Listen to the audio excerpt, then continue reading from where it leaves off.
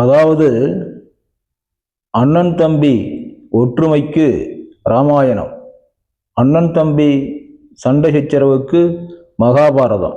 அப்படி அண்ணனால் பாதிக்கப்பட்ட தம்பிக்கு நீதி வழங்கிய இந்த ஆலயம் என்று இதற்கு பின்னணியில் மிக பெரிய வரலாறு இருக்கிறது.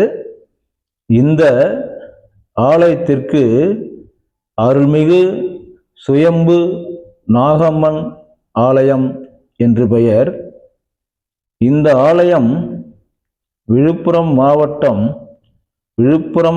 மாவட்டம் விக்கிரவாண்டி தாலுகா தும்பூர் தாங்கல் கிராமத்தில் அமைந்துள்ளது. விழுப்புரம் டு செஞ்சி நெடுஞ்சாலையில் அருகில் இந்த ஆலயம் அமைந்துள்ளது. இந்த ஆலயம் இயற்கையான அமைதியான சூழ்நிலையில் அமைந்துள்ளது. வாங்க இந்த ஆலயத்திற்குள்ள போவோம். இப்பொழுது ஆலயத்திற்குள் நுழைகிறோம். இந்த ஆலயம் ராகு கேது தோஷம் பரிகார ஸ்தலம். அதாவது திருமண தடை உள்ளவர்கள், ராகு கேது தோஷத்தால் திருமண தடை உள்ளவர்கள் இந்த ஆலயத்தை வணங்கினால் தோஷம் நீங்கி திருமணம் நடைபெறுவதாக ஐதீகம் உள்ளது. இங்கு ஏராளமான பெண்கள் ஆண்கள் இங்கு வந்து இந்த ஆலயத்தை தரிசிக்கிறார்கள். இந்த ஆலயம் இந்து சமய அறநிலையத்துறை கட்டுப்பாட்டில் உள்ளது. அதாவது தமிழக அரசின் இந்து சமய அறநிலையத்துறை கட்டுப்பாட்டில் உள்ளது. வாங்க இந்த ஆலயத்திற்கு சுற்றி வருவோம். இப்போ நாம் ஆலயத்தின் இடதுபுறம், அதாவது வடக்கு திசையில் சென்று கொண்டிருக்கிறோம். மேற்கு பக்கம் வாயில் அமைந்த ஆலயம் இது ஆலயத்தின் வாயு மூலையில், அதாவது வடக்கு பக்கம் குளம் இருக்கிறது. இப்போ நாம் ஆலயத்தை வடக்கு பக்கம் சுற்றி வருகிறோம். வடக்கு பக்கமாக மேற்கிலிருந்து கிழக்கு நோக்கி செல்கிறோம். ராகு கேது தோஷ பரிகார ஸ்தலம். இது மிகவும் பிரசித்தி பெற்ற ஆலயம்.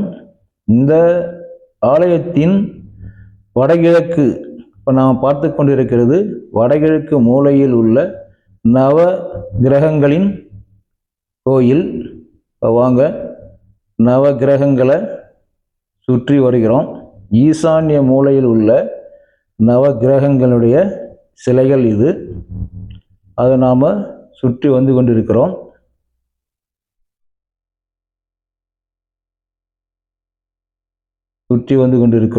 பாருங்க, உள்ள இருக்கிறது நவகிரகங்கள்.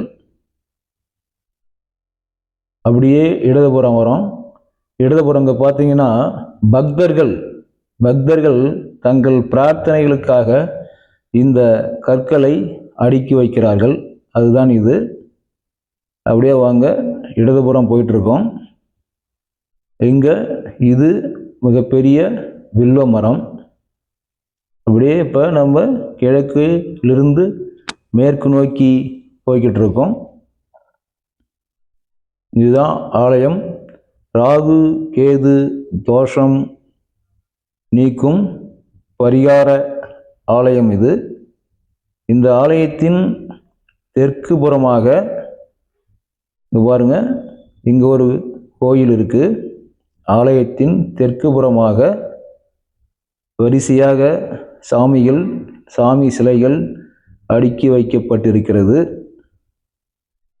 இதற்கு இந்த சாமி சிலைகள், இதில் 8 சிலைகள் உள்ளன. இதற்கு அஷ்டலட்சுமி என்று பெயர்.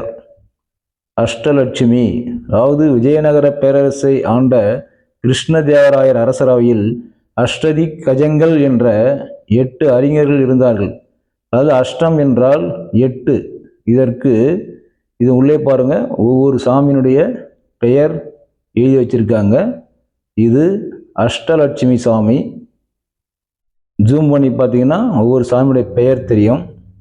இது ஆலயத்தின் குபேர மூலையில் உள்ள விநாயகர் கோயில்.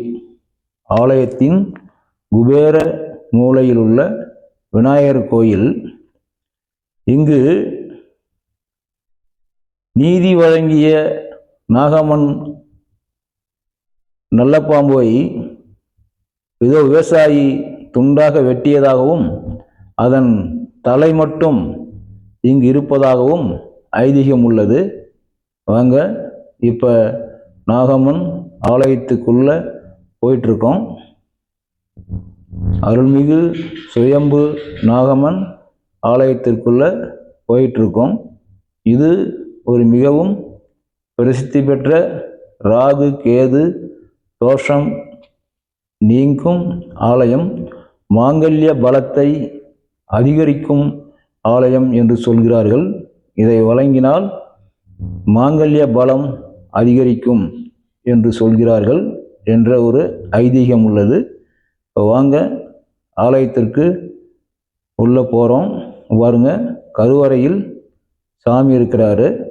இங்கே பாருங்க, ஜூம் பண்ணி காட்டுறேன் பாருங்க. இதுதான் அருள்மிகு சுயம்பு நாகம்மன் ஆலயம். இங்கே இருக்கிறது ஒரு நாகம்மனுடைய தலை, அதாவது ராஜநாகத்தினுடைய தலை மட்டும்தான் இங்கே இருக்கிறது. பாருங்க, அடுத்தது இது பார்த்தீங்கன்னா இந்த நாகம்மன் ஆலயத்திலிருந்து ஒரு 500 மீட்டர் தெற்கே உள்ள அந்த நாகம்மனுடைய நடு உடல், அந்த விவசாயி துண்டித்த நல்ல பாம்பினுடைய நடு உடல் இது. இதனுடைய வால் பகுதி இங்கிருந்து தெற்கே 10 கிலோமீட்டர் தூரத்தில் விழுப்புரத்திற்கு அடுத்த திருவாமாத்தூர் முத்தாலம்மன் ஆலயத்தில் வால்பகுதி இருப்பதாகவும், இங்கிருந்து 10 கிலோமீட்டர் தூரம் அளவுக்கு இந்த நாகம்மன் சாமி இருப்பதாகவும் ஐதீகம் உள்ளது. இது குளத்தை சுற்றியுள்ள கோயில் குளம். இது கோயிலை சுற்றியுள்ள குளம். இது வடக்கு பக்கம்